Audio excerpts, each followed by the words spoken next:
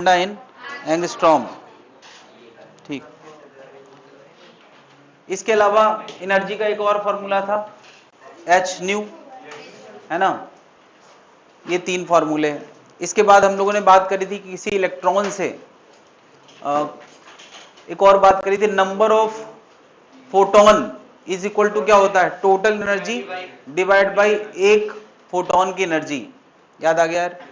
इसके अलावा हम लोगों ने बात करी थी कि अगर किसी मेटल पे गिरने वाले फोटोन इतना सक्षम है कि इलेक्ट्रॉन से कैथोड से या मेटल से इलेक्ट्रॉन निकाल पाए तो फोटोइलेक्ट्रिक इफेक्ट होगा। मतलब उसकी एनर्जी किससे ज्यादा होना चाहिए, एक मिनिमम रिक्वायरमेंट ऑफ एनर्जी से, और उस मिनिमम एनर्जी रिक्वायरमेंट को हमने क्या नाम दिया था, वर्क फंक्शन, है ना। अब अगर मिनिमम एनर्जी रिक्वायरमेंट है तो मिनिमम फ्रीक्वेंसी रिक्वायरमेंट भी होगी, उसका नाम हमने क्या रखा था, थ्रेशोल्ड फ्रीक्वेंसी, है ना। वर्क फंक्शन को हम लोग एच न्यू नॉट लिख सकते हैं, जहां न्यू नॉट क्या है, थ्रेशोल्ड फ्रीक्वेंसी, और वर्क फंक्शन को और क्या लिख सकते हैं, s c by lambda max, है ना। क्योंकि अगर किसी फ्रीक्वेंसी की बात चल रही तो उस समय कुछ ना कुछ वेवलेंथ भी होगा, तो मैक्सिमम वेवलेंथ का नाम क्या था, थ्रेशोल्ड वेवलेंथ, और मिनिमम फ्रीक्वेंसी का नाम क्या था। तो जो एनर्जी हम गिरा रहे हैं वो इनसे ज्यादा होना चाहिए, तभी फोटोइलेक्ट्रिक इफेक्ट होगा। ई 5 से ज्यादा होना चाहिए, जो एनर्जी हम गिरा रहे हैं ई, और जो मेटल की रिक्वायरमेंट है वर्क फंक्शन में ई वर्क फंक्शन से ज्यादा होना चाहिए तो इलेक्ट्रॉन निकलेंगे। तो जो इलेक्ट्रॉन निकलती है उसमें एक जैसी काइनेटिक एनर्जी होती है, जो इलेक्ट्रॉन बाहर निकलते हैं उनको फोटो इलेक्ट्रॉन बोलते हैं, उनमें एक जैसे काइनेटिक एनर्जी होती है या अलग अलग। सबसे ज्यादा किनके अंदर होती है, जो सरफेस से निकले हैं। और वो एनर्जी कितनी होती है, काइनेटिक एनर्जी कितनी होती है, मैंने कहा जितनी एनर्जी हमने डाली है और जितनी रिक्वायरमेंट थी उसके डिफरेंस के बराबर, सबसे ज्यादा काइनेटिक एनर्जी। तो इतनी बातें अभी तक हुई हैं। क्या इतनी बातें मन में फ्लोट कर रही हैं स्पीड में, तो इसका मतलब सब सही जा रहा है।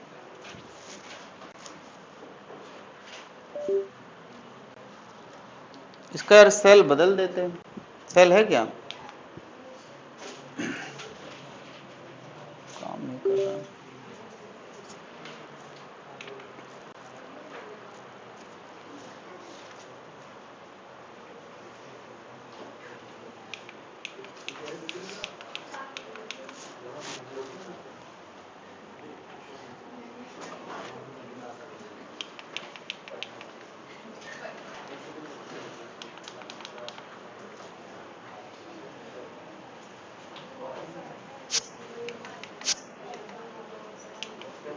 हाँ भाई,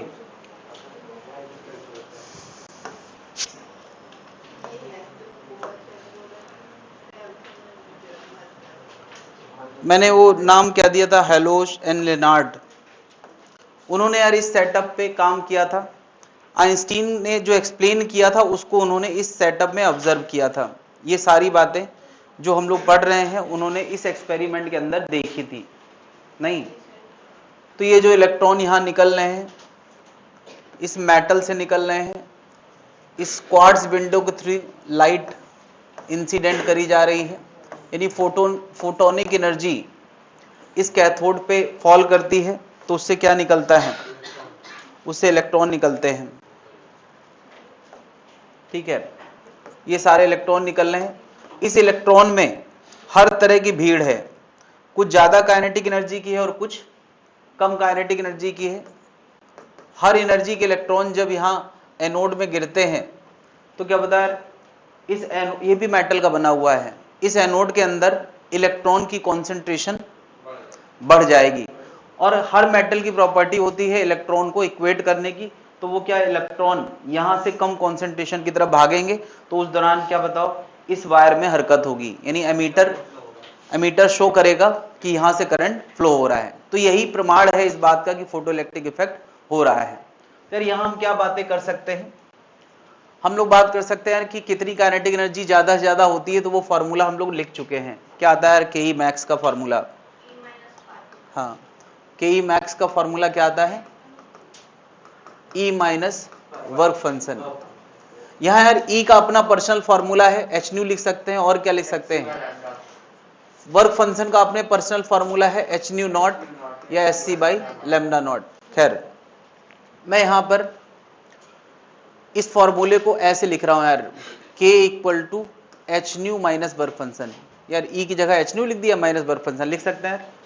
और यहाँ पे हम थोड़ा सा एनालाइज करना चाह रहे हैं कि ये जो इलेक्ट्रॉन निकल रहे हैं उन भीड़ में से के मैक्स, उन भीड़ में से के मैक्स का फ्रीक्वेंसी से क्या लेना देना है। अगर उसके बीच में ग्राफ ड्रॉ किया जाए तो वो ग्राफ कैसा बनने वाला है। देखो जरा यार, के को हम वाई एक्सिस में ड्रॉ कर रहे हैं और फ्रीक्वेंसी किस में है, एक्स एक्सिस में। तो यार y equal to something x minus c, ऐसा अगर ग्राफ खींचते हैं, ऐसा अगर कोई रिलेशन होता है, उसका ग्राफ क्या आता है, स्ट्रेट लाइन आता है, जिसका स्लोप कैसा है, पॉजिटिव है, और उसका सी इंटरसेप्ट कैसा है, नेगेटिव है। तो मैं उसका ग्राफ कुछ ऐसे ड्रॉ कर रहा हूं और मैं ये दिखा रहा हूं कि इसका इंटरसेप्ट कैसा है, नेगेटिव है। तो डॉटेड करके क्यों दिखाया यार, यहां मैंने डार्क लाइन बनाई, यहां मैंने डॉटेड, और ये दिखाया कि इसका इंटरसेप्ट क्या है, नेगेटिव है। नहीं, अच्छा बता सकते हैं इंटरसेप्ट किसको डिनोट कर रहा है, हाँ ये हाइट किसको डिनोट कर रही है, फाई को, वर्क फंक्शन को। देखो यार y equal to m x plus c में, एम एक्स प्लस सी में सी की वैल्यू क्या है, नीचे की तरफ फाई है। तो इंटरसेप्ट किसको दिखा रहा है, वर्क फंक्शन को। अच्छा मुझे बताओ, क्या ये formula k equal to h nu minus work function केवल तब के लिए वैलिड है जब एच न्यू नॉट से, अगर मैं कह रहा हूं कि न्यू नॉट से ज्यादा है तभी इस फॉर्मूले का कोई मतलब है, क्योंकि अगर फ्रीक्वेंसी न्यू नॉट से कम हो गई तो फोटोइलेक्ट्रिक इफेक्ट होगा ही नहीं, एक भी इलेक्ट्रॉन बाहर निकलेगा ही नहीं, तो काइनेटिक एनर्जी का कोई मतलब है ही नहीं। तो क्या मैं कह सकता हूं एक्स एक्सिस में जो फ्रीक्वेंसी है उसकी शुरुआत कहां से होना चाहिए, क्या इससे पहले ग्राफ मीनिंगफुल है क्या भाई, इससे पहले ग्राफ का मतलब इससे पहले फोटोइलेक्ट्रिक इफेक्ट ही नहीं हो रहा है। इससे कम फ्रीक्वेंसी की एनर्जी डालोगे तो क्या वो इलेक्ट्रॉन निकालेगा, नहीं निकालेगा, है ना। तो यार न्यू नॉट वो फ्रीक्वेंसी, वो मिनिमम फ्रीक्वेंसी जिसके बाद हमें ग्राफ, ये बेसिकली थ्रेशोल्ड फ्रीक्वेंसी है। तो क्या न्यू उससे ज्यादा होगा तो काइनेटिक एनर्जी आएगी, न्यू बढ़ाते जाओगे तो काइनेटिक एनर्जी बढ़ती जाएगी। क्या ऐसा ग्राफ होना चाहिए। अच्छा बताओ इसका स्लोप क्या डिनोट कर रहा है, स्लोप क्या डिनोट कर रहा है, क्या y equal to m x plus c में m की जगह क्या है ना, स्लोप या टेन थीटा एक ही बात होती है। और यहां पर फिलहाल उसको क्या लिख सकते हैं, प्लैंक कांस्टेंट। स्लोप क्या है, प्लैंक कांस्टेंट है। क्या इतनी बातें सबको नजर आ रही हैं।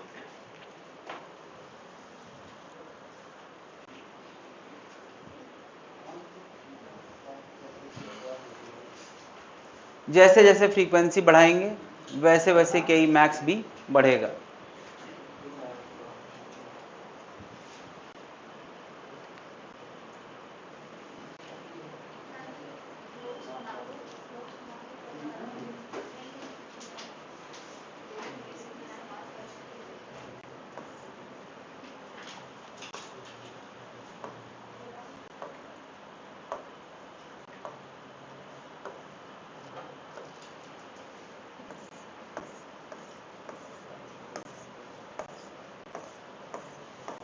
ये न्यू किससे एसोसिएटेड चीज है, जो गिरने वाली लाइट है उसकी फ्रीक्वेंसी है। न्यू नॉट किससे एसोसिएटेड चीज है, इस मेटल का मिनिमम रिक्वायरमेंट ऑफ फ्रीक्वेंसी है। तो न्यू की लाइट डाली है जो न्यू नॉट रिक्वायरमेंट से ज्यादा है, तो फोटोइलेक्ट्रिक इफेक्ट हो रहा है। इतनी बात सबको क्लियर होना चाहिए। ग्राफ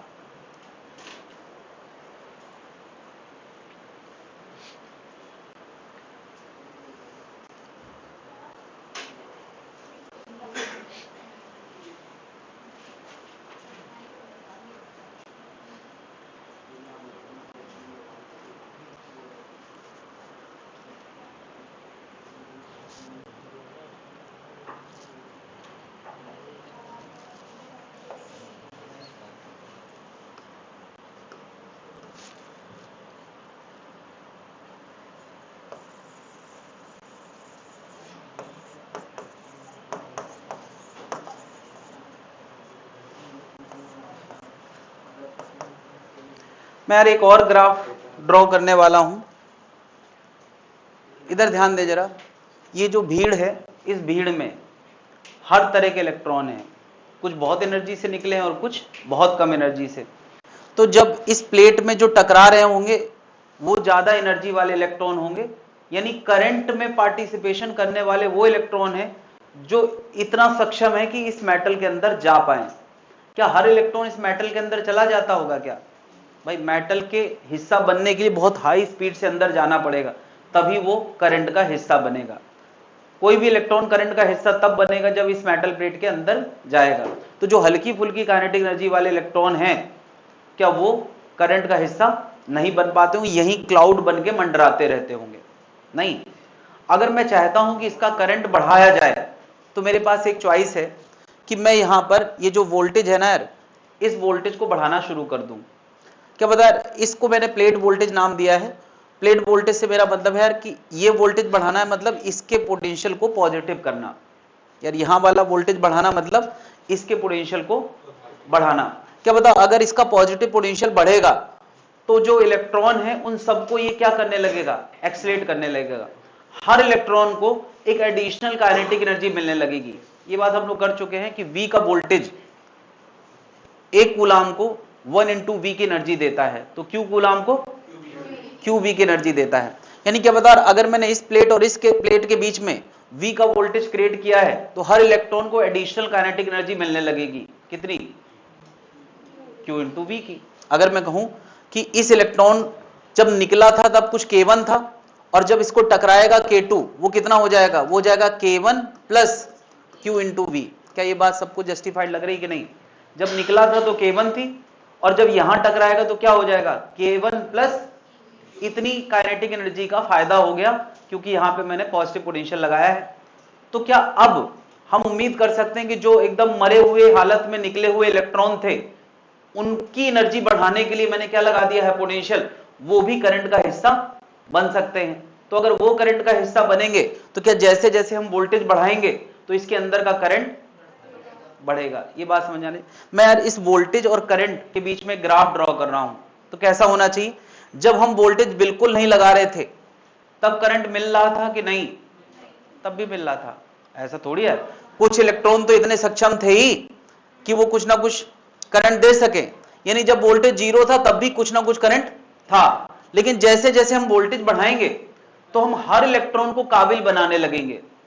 यहां पे यार हर कैटेगरी के इलेक्ट्रॉन है, मगर ये वोल्टेज उनको काबिल बना रहा है। किस काबिल? ताकि वो करंट का हिस्सा बन पाए। तो जैसे जैसे वोल्टेज बढ़ेगा करंट बढ़ेगा, और क्या बताओ एक लेवल आएगा जिसके बाद हम उम्मीद करते हैं कि अब करंट नहीं बढ़ेगा। क्यों?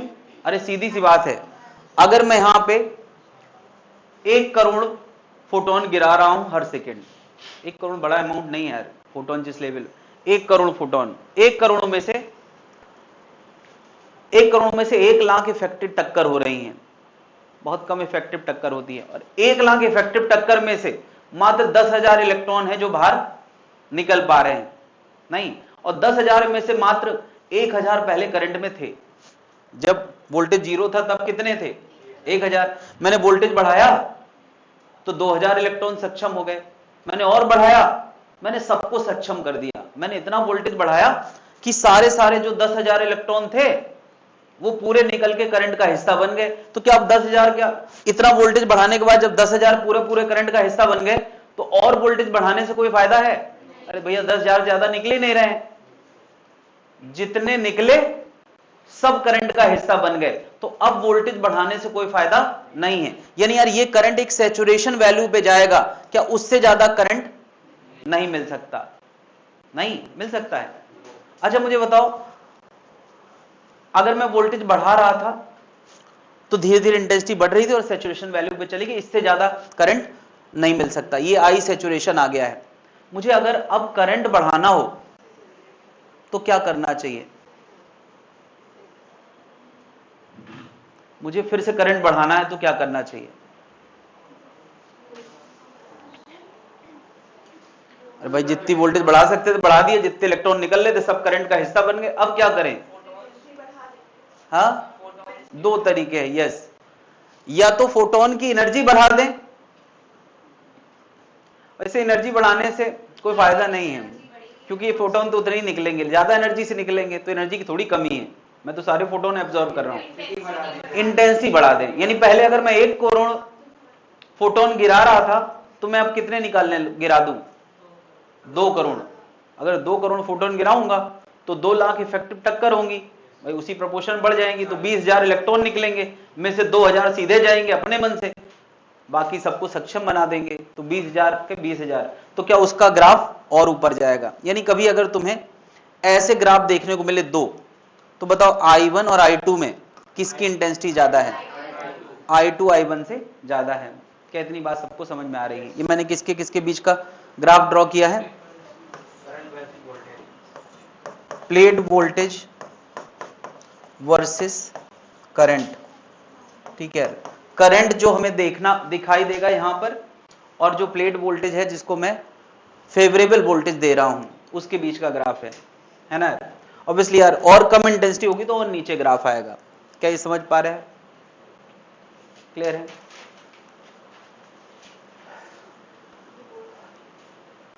इतनी बात सबको समझ में आ गई है? ये ग्राफ नोट कर लें, I1 I2। अब यार इस ग्राफ के पीछे भी कुछ है, उतनी जगह यहां पे छोड़ देना है, क्योंकि वो बात मुझे अभी करना है। ग्राफ मैंने अभी आगे आगे का समझाया है। इतनी बात समझ में आ गई है? ये ग्राफ है प्लेट वोल्टेज वर्सेस करंट। हाँ भाई, मैंने कहा यार कि 1 करोड़ फोटोन, 1 लाख इफेक्टिव टक्कर, 10,000 निकले, में से 1,000 केवल अपने मन से पहुंच पा रहे थे, अपने मन से पहुंच पा रहे थे। बाकी मैंने 9,000 का फेवर किया, तब वो करंट का हिस्सा बन गए। फेवर किया था इसलिए करंट बढ़ रहा था। क्या मैं ये भी कर सकता था कि मैं करंट बढ़ाने के बजाय, अच्छा बताओ, करंट बढ़ाने के बजाय घटाना हो तो हमें क्या करना चाहिए? नहीं यार, इंटेंसिटी जो है वो है, मैं प्लेट वोल्टेज पे बात कर रहा हूं। बताओ जरा,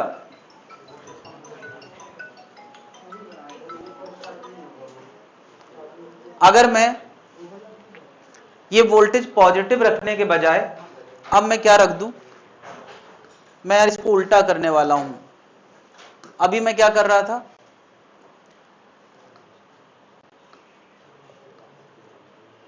अभी मैं यार यहां पॉजिटिव कर रहा था, अब मैं यहां क्या करने वाला हूं?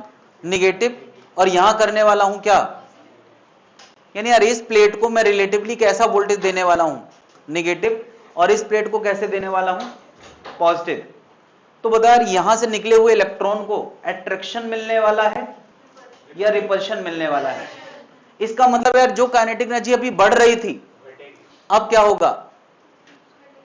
यानी जितनी थी उसमें भी ब्रेक लगाया जा रहा है। अरे सीधी सी बात है यार, अगर रिपल्शन मिल रहा है तो जो यहां से यहां तक जब ट्रेवल करेगा इलेक्ट्रॉन, तो जो स्पीड अच्छी खासी थी वो भी घटने लगेगी, नहीं?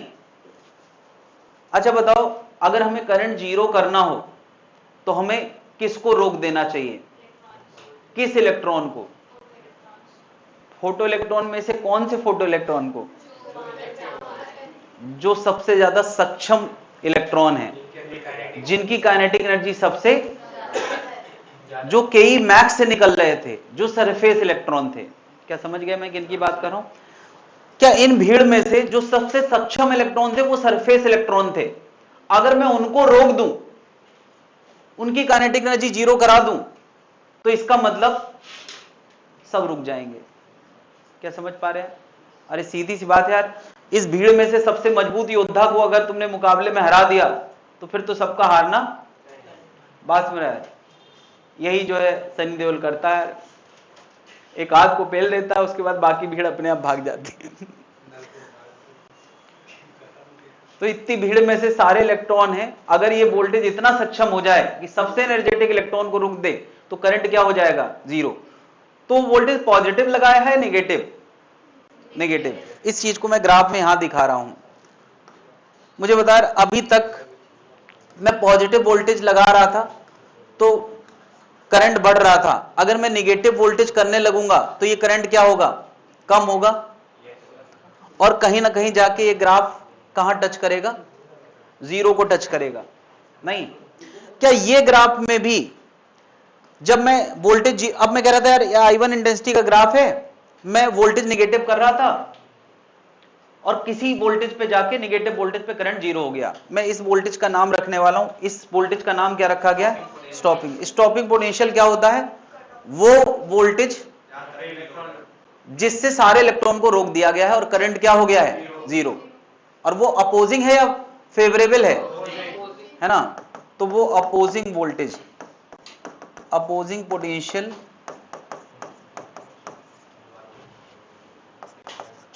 that can stop most energetic electron, सबसे ज्यादा एनर्जेटिक इलेक्ट्रॉन को जो स्टॉप कर सकता है उतना पोटेंशियल नहीं। अच्छा, वो पोटेंशियल हम ला सकते हैं कैसे? क्या पता है सबसे एनर्जेटिक इलेक्ट्रॉन की एनर्जी कितनी होती है? के मैक्स। और इसको हमें खत्म करना है तो इतनी काइनेटिक एनर्जी घटाना है। बता यार, कभी भी हम V वोल्टेज लगाते हैं तो कितनी काइनेटिक एनर्जी का फेवर या कमी आती है? QV की। तो इसका मतलब यार ये के मैक्स को किसके बराबर लिख दें? E into v. अरे भाई, इलेक्ट्रॉन का चार्ज क्या होता है? E into v. तो क्या बता यार, के मैक्स बराबर EV। तो ये जो V है इसी को क्या बोलेंगे? Stopping potential. क्या बात समझ पा रहे हैं? सबसे एनर्जेटिक इलेक्ट्रॉन को रोक दिया, के मैक्स के बराबर अगर हमने EV लगा दिया और फेवर में क्या अपोज में? अपोज में। तो सबसे एनर्जेटिक इलेक्ट्रॉन रुक जाएगा तो सब रुक जाएंगे नहीं। तो अब यार मैं यहां पे स्टॉपिंग पोटेंशियल का भी एक फॉर्मूला बना रहा हूं। क्या बन गया यार स्टॉपिंग पोटेंशियल का फॉर्मूला? V बराबर, यार के मैक्स की जगह मैं EV लिख दूं तो V बराबर क्या आ जाएगा? ये बन जाएगा h न्यू बाई E। क्या देखा, ये फॉर्मूला था, ये के मैक्स का फॉर्मूला था। क्या के मैक्स की जगह मैं EV लिख दूं यहां पर? चलो यही लिख देता हूं, EV बराबर क्या? h nu minus work function. तो V बराबर क्या आ जाएगा? h by e into nu minus 5 by e. ये बन जाएगा। V कट ऑफ का फॉर्मूला क्या बन गया? h by e into nu minus work function by e. क्या बात समझ पा रहे हैं? ये कट ऑफ वोल्टेज का फॉर्मूला बन गया है।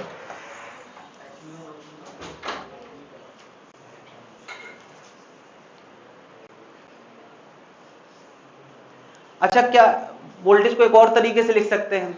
क्या बताओ? EV बराबर के मैक्स है तो V बराबर हम क्या लिख सकते हैं? के मैक्स अपॉन क्या? E। ये भी एक तरीका है वोल्टेज लिखने का।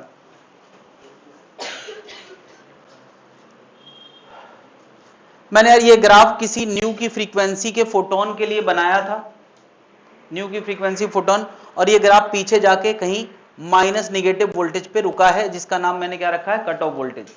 अच्छा बताओ, ये वाला ग्राफ भी किसी न्यू की फ्रीक्वेंसी के फोटोन के था, लेकिन इसकी इंटेंसिटी क्या थी? ज्यादा थी। सोचो, यहां से 1000 इलेक्ट्रॉन निकल रहे हैं, उसका मोस्ट एनर्जेटिक इलेक्ट्रॉन इस वैल्यू का है। 2000 इलेक्ट्रॉन निकल रहे हैं, उसका भी मोस्ट एनर्जेटिक इलेक्ट्रॉन इसी वैल्यू का होगा कि नहीं? क्या बताओ, इंटेंसिटी बदलने से क्या के मैक्स बदलता है क्या? नहीं। चाहे 1000 की भीड़ हो, मोस्ट पावरफुल उतने ही इलेक्ट्रॉन होगा मोस्ट एनर्जी वाला, चाहे 2000 की भीड़ हो, सबसे ज्यादा एनर्जेटिक इलेक्ट्रॉन। तो इसका मतलब क्या है? अगर मैं इस ग्राफ के लिए भी निगेटिव वोल्टेज लगाऊंगा तो करंट जीरो होगा उसी वोल्टेज पे। क्या जिस निगेटिव वोल्टेज पे मैंने यहां करंट जीरो कर दिया है, उसी निगेटिव वोल्टेज पे मैं उसका भी करंट जीरो कर पाऊंगा। क्या ये बात समझ पा रही है? चाहे 1000 की भीड़ हो, चाहे 2000 की भीड़ हो, अगर मोस्ट एनर्जेटिक योद्धा को हरा दिया गया तो बाकी सब वैसे ही हार जाएंगे।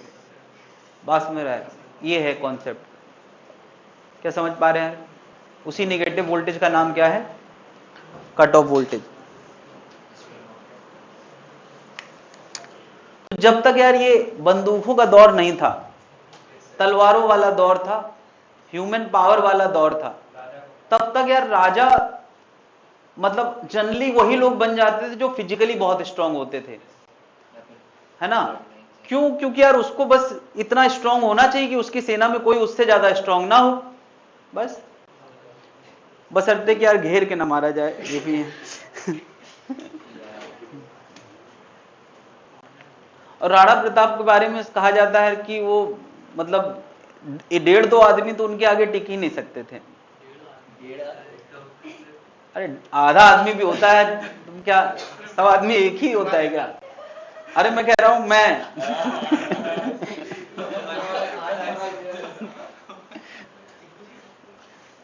तो 1.5-2 लोग टिक ही नहीं सकते थे। हाँ, खली के सामने यार 2 लोग इकट्ठे भी चले जाए तो क्या होगा? 2 लोग चले जाए तो बस वही होता था उस जमाने में।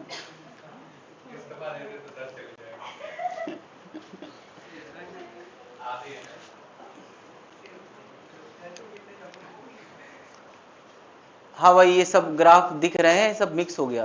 मिक्स तो हो गया, नीचे वाला मिक्स हो गया अच्छे से। नीचे वाला सर एक बार वापस ये चलो यार यहाँ बता देता हूँ।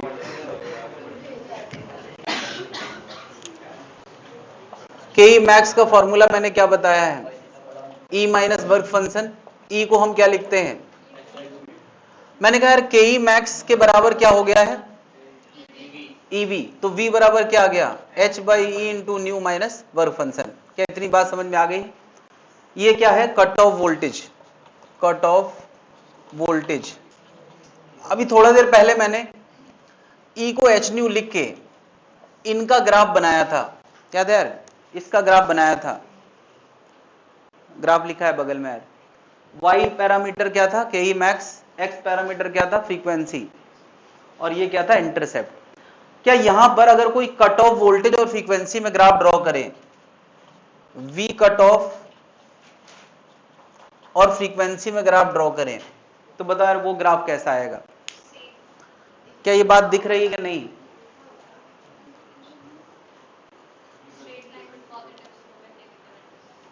क्या पता यार, अगर मैं वी कट ऑफ को, ये वी कट ऑफ को वाई में ड्रॉ कर रहा हूं और फ्रीक्वेंसी किस में ड्रॉ कर रहा हूं? एक्स पे, तो क्या y plus m x plus c look यहां भी है कि नहीं है? यार जब जब ऐसा लुक आता है तो लाइन ग्राफ ही बनता है, नहीं? थोड़ा सा अंतर हुआ है यार। क्या अंतर हुआ है? आप बता यार, थीटा, ये टेन थीटा या स्लोप का मीनिंग यहां क्या है? एच बाई ई है, नहीं यार? इस ग्राफ में यार वी कट ऑफ में स्लोप बदल गया है। और एक मिनट, यहां भी तो ई डिवाइड होगा। और ये ग्राफ अगर मैं पीछे बढ़ाता हूं तो इसको क्या लिखा जाएगा? इंटरसेप्ट। इंटरसेप्ट। इंटरसेप्ट किसको डिनोट करेगा? 5/e को। नीचे है इसलिए नेगेटिव है। क्या मीनिंग बदल गया है? और ये बातें यार इसका फिजिक्स से कोई लेना देना नहीं है, ये सब मैथमेटिकल बातें जो हमें थोड़ा थोड़ा आना ही चाहिए। ये लाइन के इक्वेशन है, इंटरसेप्ट क्या होता है, स्लोप क्या होता है, हमें आना ही चाहिए। क्या इतनी बात क्लियर है यार? वी कट ऑफ फ्रीक्वेंसी का ग्राफ बिल्कुल उसी लुक में है जैसा ग्राफ के ई मैक्स और फ्रीक्वेंसी में होता था, बस थोड़े से मतलब बदल गए हैं। स्लोप का मतलब, और पहले स्लोप क्या था? एच था, और इंटरसेप्ट क्या था? 5 था।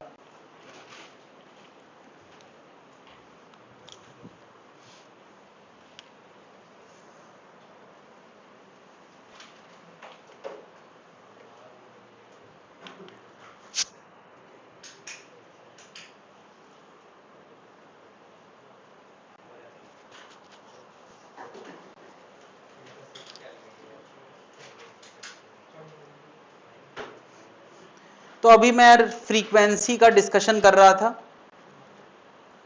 और अब मैं डिस्कशन करना चाह रहा हूं भीड़ का, इंटेंसिटी का।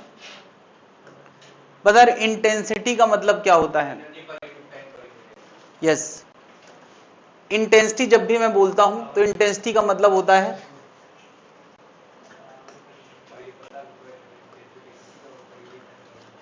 इंटेंसिटी का मतलब होता है पावर पर यूनिट एरिया। और क्लियर में लिखूं तो पावर की जगह लिख देते हैं जूल पर सेकेंड, या एनर्जी पर second per unit area, per unit area.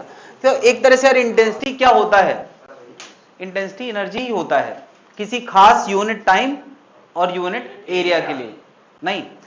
अगर बताओ, अच्छा यहां पे इंटेंसिटी बढ़ाई जा रही, मतलब मैं क्या बातें कर रहा हूं, पहले अगर इंटेंसिटी आई थी और अभी इंटेंसिटी 2i कर दी गई, तो यार अगर इंटेंसिटी बढ़ा दी गई है, इसका मतलब क्या है कि यहां पर दुगनी एनर्जी गिरने लगी है। तो दुगनी एनर्जी गिरने लगी मतलब दुगने फोटोन गिरने लगे हैं।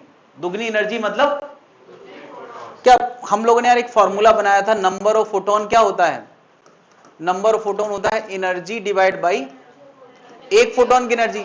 तो अगर ये एनर्जी बढ़ेगी तो नंबर ऑफ फोटोन भी, तो इंटेंसिटी डबल करने का सीधा मतलब है कि intensity energy per unit time per unit area होता है, तो इंटेंसिटी बढ़ना मतलब नंबर ऑफ फोटोन बढ़ना।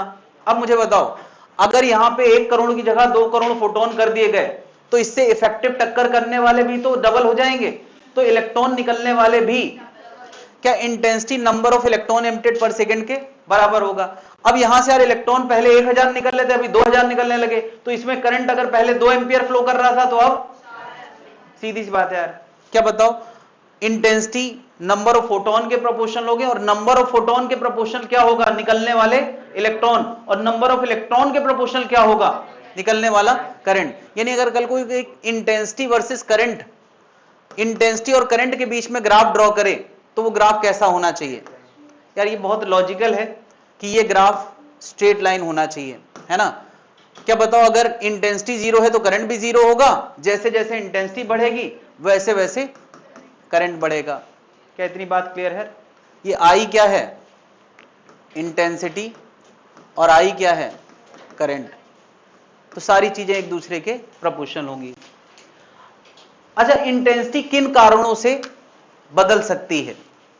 सोचो यार, हमने एक बैटरी वाली टॉर्च ले रखी, उसकी बैटरी कम होती जाए तो इंटेंसिटी कम होती जाएगी। और हम क्या कर सकते हैं, अरे और क्या कर सकते हैं, टॉर्च को पास लाओगे तो इंटेंसिटी, टॉर्च की जगह पॉइंट सोर्स इमेजिन करो, पॉइंट सोर्स एक बल्ब वाला, तो उस बल्ब को पास लाओगे तो इंटेंसिटी, दूर ले जाओगे तो इंटेंसिटी। हम लोगों ने यार एक फॉर्मूला पढ़ा था पॉइंट सोर्स के लिए, अगर कोई एक पॉइंट सोर्स है एनर्जी का, तो बताओ यार किसी आर दूरी पे इंटेंसिटी क्या होती है, पढ़ा है कभी, नहीं पढ़ा। अगर ये पी पावर का सोर्स है, पी पावर, तो फॉर इंटेंसिटी का फॉर्मूला था पी अपॉन 4πr², तुम बड़े आराम से याद रख सकते हैं। पी मतलब वॉट, और 4πr² मतलब कि वो पावर कितने एरिया में फैल चुका है। क्या बताओ, इसने छोटी सी जगह से पावर निकला और जैसे जैसे आगे जा रहा है वो बड़े एरिया में फैलता जा रहा है कि नहीं, और वो स्फेरिकल रीजन में चारों तरफ फैल रहा है, तो उस स्फेयर का एरिया कितना होता है, 4πr²। तो अगर कोई पूछे यार आर रेडियस तक वो कितने एरिया में फैल चुका है, तो आर रेडियस तक वो 4πr एरिया में फैल चुका है, तो वहां इंटेंसिटी कितनी हो जाएगी, P अपॉन 4πr²। यानी सोचा यार यहां पे एक सोर्स है जो धीरे धीरे दूर जा रहा है, पहले ये दूरी R1 थी और अभी ये डबल हो गई, अभी ये बढ़ गई, तो बताओ जैसे जैसे R बढ़ेगा तो इंटेंसिटी घटेगी, R डबल होगा तो इंटेंसिटी 4 गुना कम हो जाएगी, और इंटेंसिटी 4 गुना कम हो जाएगी तो करंट भी, क्या ये बात समझ रहे हैं, इंटेंसिटी किसके प्रोपोर्शन होती है, 1/r²। यानी अगर कोई सोर्स ऑफ पावर, ये सोर्स है, दूरी बढ़ा रहा होगा तो इंटेंसिटी कम होगी, दूरी घटा रहा होगा तो इंटेंसिटी बढ़ेगी, तो उसका फर्क किसमें पड़ेगा, नहीं। यानी अगर मैं अब ऐसे बात करूं यार, करंट किसके प्रोपोर्शनल था, आई के, और आई किसके प्रोपोर्शनल है, तो क्या आई भी तो r² के प्रोपोर्शनल हो गया, 1/r² के। तो बता, करंट वर्सेस दूरी का ग्राफ क्या बनना चाहिए, कैसा बनना चाहिए, कोई बता सकता है, नो यार, पैराबोला में ऊपर x² होता है, यहां नीचे है, तो जैसे जैसे r बढ़ेगा तो i घटेगा, और वो भी कर्व है, रेक्टेंगुलर हाइपरबोला टाइप, इसको रेक्टेंगुलर हाइपरबोला बोलो क्योंकि वहां पे 1 पावर होती है। तो ये ग्राफ कैसा बनेगा, I is proportional to 1/r² type का। बात क्लियर है। करंट वर्सेस दूरी का ग्राफ मैंने बनाया है, current versus distance of source, ये सोर्स की दूरी और करंट के बीच में कैसा ग्राफ बनेगा,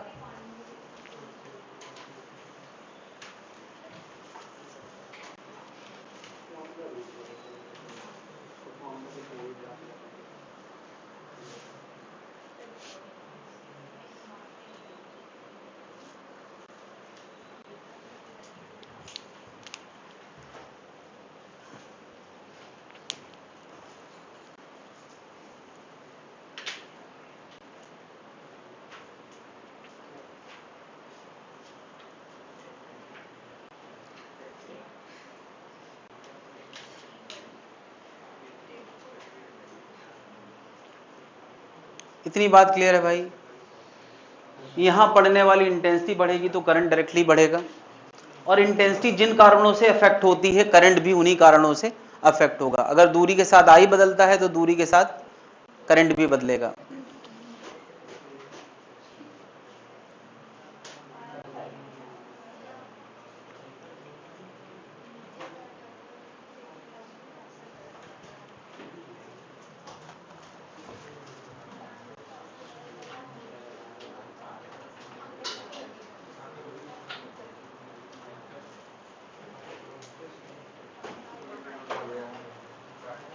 ऑनलाइन वाले सुन पा रहे भाई? Yes sir. Yes sir. Online वाले नहीं है, इसका मतलब लोग अभी तक जाग रहे हैं।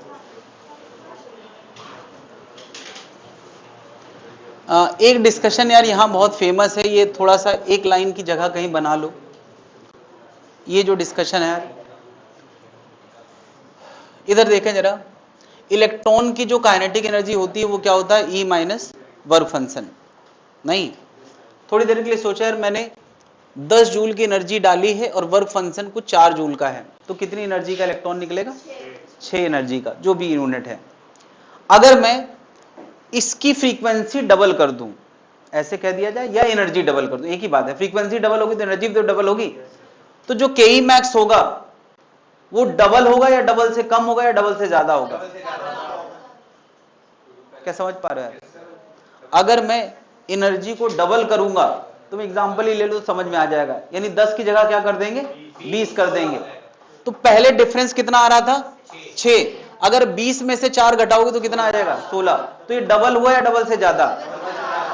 डबल से ज्यादा। ये बहुत ऑब्वियस सा आंसर है, ये अक्सर पूछा जाता है कि अगर मैंने गिरने वाली एनर्जी को डबल कर दिया तो निकलने वाली काइनेटिक एनर्जी, निकलने वाले इलेक्ट्रॉन की काइनेटिक एनर्जी डबल होगी या डबल से ज्यादा या डबल से कम?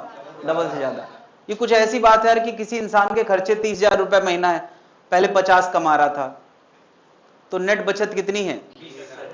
और कमाई हो गई डबल, खर्चे वही रहे। नहीं है, तो कमाई डबल हो गई मतलब 1 लाख हो गया, खर्चे 30 ही रहे, तो बताओ बचत डबल होगी कि डबल से ज्यादा? उसी तरह की बात है। वर्क फंक्शन तो फिक्स है, वर्क फंक्शन तो फिक्स है, केवल ई बदला है तो डिफरेंस भी तेजी से बढ़ेगा। क्या समझ पा रहे हैं? अब खर्चे भी डबल हो जाए और कमाई भी डबल हो जाए तो बचत भी डबल ही हो पाएगी। नहीं समझे? अगर 1,50,000 वाला 1 लाख कमाने लगे और खर्चे 30,000 की जगह, तो कमाई बचत फिर कितनी हो जाएगी? 40 हो जाएगी। ये है मतलब। क्या ये बात क्लियर है?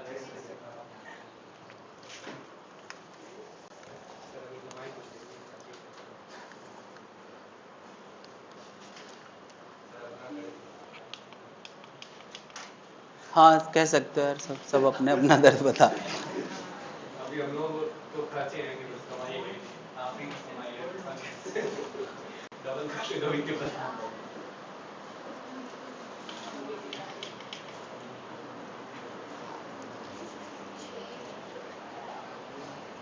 तो अब यार फोटो इलेक्ट्रिक इफेक्ट के सारे क्वेश्चन सबको करना है। कितने क्वेश्चन का होमवर्क मिल गया यार? देख लो भाई। नहीं अभी रुको यार, अभी वेव पार्टिकल डुअलिटी टॉपिक का नाम है, अभी इसमें सेकंड सेक्शन है।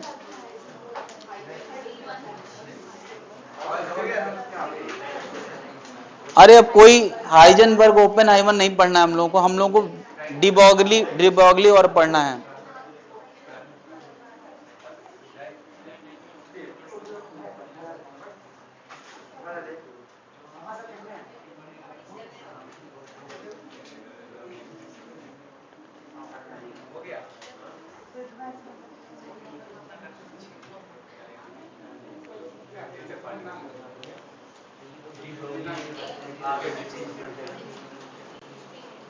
इसी के बाद अगला सेक्शन इसका है, अभी खत्म नहीं हुआ है।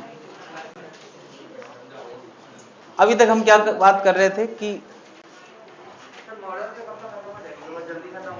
यार अभी तो शुरू हुआ है यार, तुम पहले दिन आए हो।